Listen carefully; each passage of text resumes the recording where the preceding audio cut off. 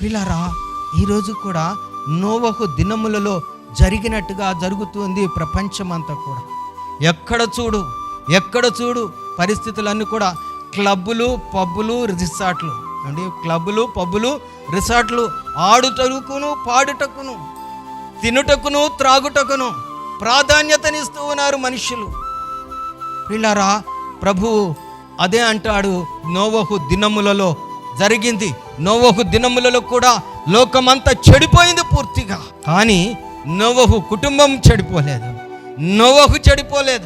నోవహు ఒక సక్సెస్ఫుల్ తండ్రి. నోవహు ఒక భయభక్తులు కలిగినటువంటి తండ్రి. నోవహు ఒక దేవునికి విధేయత కలిగినటువంటి తండ్రి. ఆ నోవహు యొక్క జీవితాన్ని చూసి తన భార్య, బిడ్డలు, అంతేకాదు 3 కొడుకులకి 3 కోడళ్ళు వచ్చారు. వాళ్ళు కూడా వీళ్ళ భక్తి విశ్వాసాన్ని చూసి అదే ప్రపంచం నుండి వాళ్ళు వచ్చారు. కానీ వారు నోవహు కుటుంబంలో ఉన్నటువంటి పరిస్థితులకు వాళ్ళు అనుభవించబడ్డారు. వాళ్ళ యొక్క స్థితిగతులను మార్చుకున్నారు. నోవహు కుటుంబముతో సహా.